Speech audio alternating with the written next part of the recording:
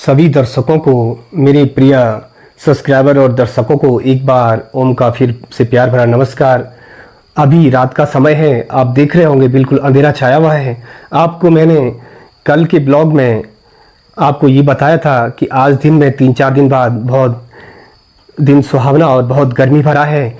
तो क्योंकि बादल बहुत छाए हुए हैं तो रात को फिर एक बार भयानक बारिश होगी। वही मंजर मैं आपको अभी दिखाने वाला हूँ। और आप देख रहे होंगे बिल्कुल अंधेरा छाया हुआ है।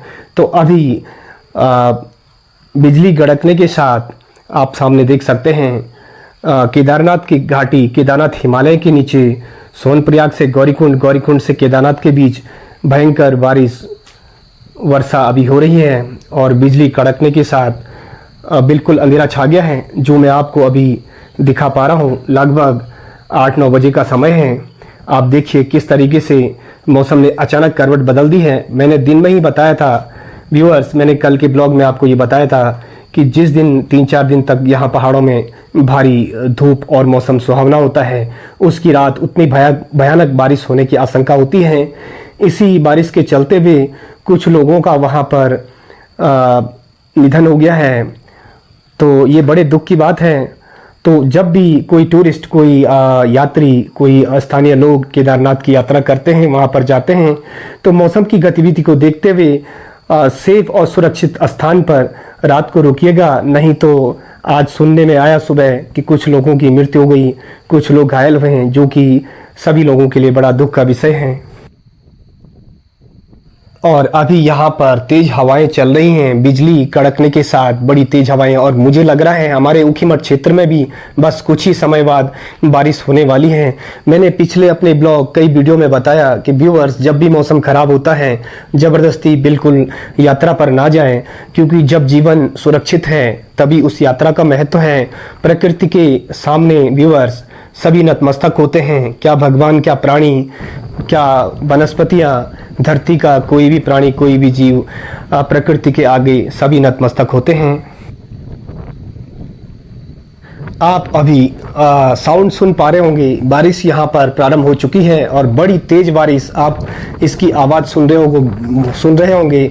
बहुत तेज आंधी के साथ छींटामारी यहाँ पर भारी बारिश हो रही है। और अचानक अभी व्यूअर्स लाइट चली गई है तो आपको स्पष्ट नहीं दिखाई दे रहा होगा। सामने गुप्तकाशी, ऊखीमठ सबकी विद्युत कटौती आपूर्ति विद्युत विभाग द्वारा बंद की गई है। क्योंकि व्यूअर्स ऐसे समय में करंट फैलने का अत्यधिक खतरा होता है, इसलिए विद्युत विभाग ने आपूर्ति बंद कर दी है। आप सामने वीडियो में देख रहे होंगे बिल्कुल अंधेरा छाया हुआ है। जो अभी तक लाइटें जल रही थी वो लाइटें भी बिल्कुल बंद हो गई है। तो विद्युत विभाग का भी एक फर्ज होता है, वो ऐसी स्थिति में विद्युत की आपूर्ति बंद करते हुए सभी नागरिकों की सुरक्षा के लिए ये काम उसे करने पड़ते हैं। कुल मिलाकर व्यूअर्स रात बहुत भयानक थी। चलिए सभी को सुरक्षित रखने की कामना करते हुए भगवान गणेश के साथ आज की सुबह की शुरुआत करते हैं। सभी कुशल मंगल हो, इसी कामना के साथ आपको आज का सुबह का प्राकृतिक सुंदर वातावरण यहाँ का दिखाते हैं। केदार वैली ऊखीमठ क्षेत्र सुबह किस प्रकार दिखाई दे रहा है, इसको आप दिखाते हुए चलते हैं। और व्यूअर्स, एक चीज़ और आपको बताना चाहता हूँ। आज क्योंकि हमारे उत्तराखंड के एक महान क्रांतिकारी, राजनेता, साहित्यकार और समाज सेवी पंडित गोविंद वल्लभ पंत का जन्म दिवस है, जिसको कि कुछ ही देर में हमारे विद्यालय में बड़ी धूमधाम से मनाया जाएगा। उसकी भी जो वहाँ पर जो भी कार्यक्रम होंगे उसको भी मैं दिखाने की हर संभव कोशिश करूँगा। और क्योंकि उत्तराखंड से ये पहले व्यक्ति थे जो उत्तर प्रदेश के, तत्कालीन उत्तर प्रदेश के मुख्यमंत्री चुने गए। जब भारत देश स्वतंत्र हुआ था तो प्रथम मुख्यमंत्री के रूप में इन उत्तराखंड के राजनेता को मुख्यमंत्री का पद पाने का सौभाग्य प्राप्त हुआ।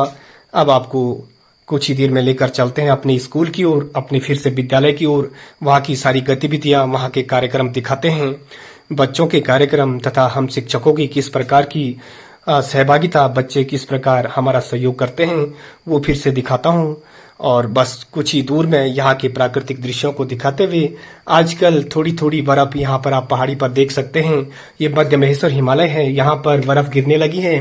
पिछले कुछ पहले समय के पहले मैंने वीडियो आपको दिखाया था कि सितंबर माह से हल्की फुल्की बर्फबारी शुरू होती है। गोपाल कृष्ण गोखले, चलिए अब आप हमारे प्रधानाचार्य महोदय का संबोधन सुनिए। सबसे बड़ी विभूतियों में से थे। तो इनका संघर्ष बचपन से ही, इनका बड़ा संघर्ष, ये जो है जब 12 वर्ष के थे तो उस समय ही इनकी शादी हो गई थी। वो कक्षा 7 में अध्ययनरत थे, तो उस समय शादियां बहुत पहले हो जाती थी। लेकिन उसके बाद भी जो संघर्ष था, वो संघर्ष इनको जो है, आप बीच में, अच्छा ठीक है, ताली मत बजाओ, अभी रुक जाओ। हिंदी को एक राजभाषा का दर्जा दिया। जब वो गृह मंत्री थे उस समय उन्होंने एक राजभाषा का जो है क्या किया, इसको एक दर्जा दिया। और इस कार्य के लिए तब इनको जो है भारत रत्न से, जो कि सर्वोच्च सम्मान है, भारत का जो धोकर हमारे छुपी ही है, तो उस गाने का मतलब दूसरे हमारे प्रधानाचार्य महोदय के संबोधन के साथ साथ मैं अपने सारे प्रिय विद्यार्थियों को आपको दिखा रहा हूँ। सारे बच्चों के लिए था।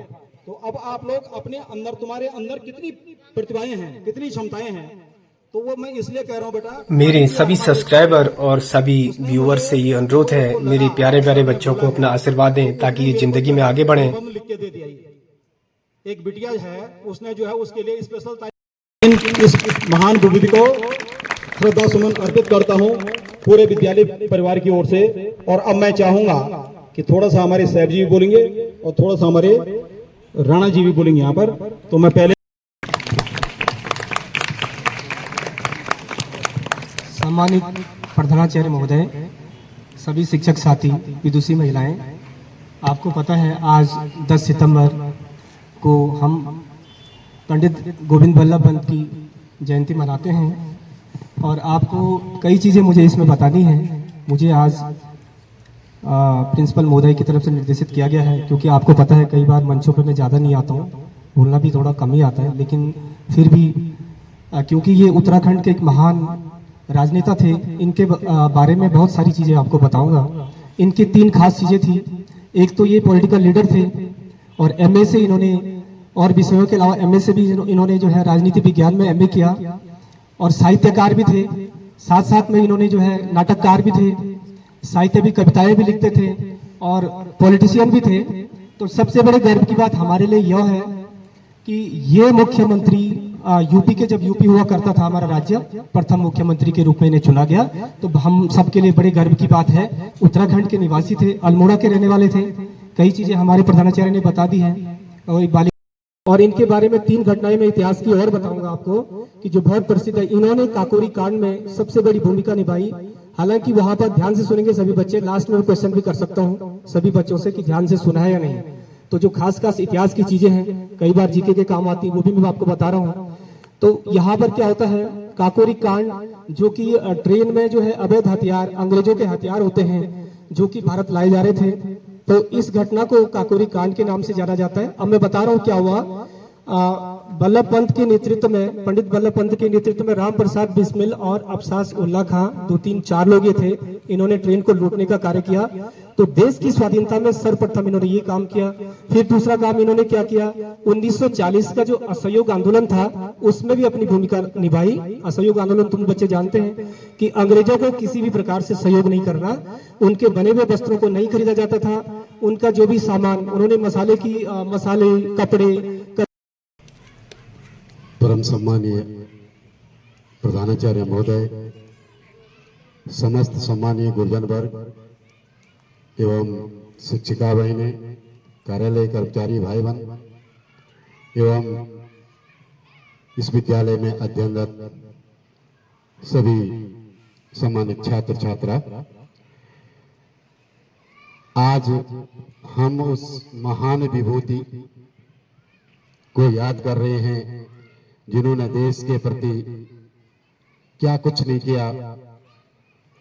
ब्रिटिश सरकार के कार्यकाल में इन्होंने बहुत सारे आंदोलन, जो अभी माननीय साहब जी ने बताए हैं, हमारे माननीय प्रधानाचार्य महोदय जी ने भी आपको बता दिया है।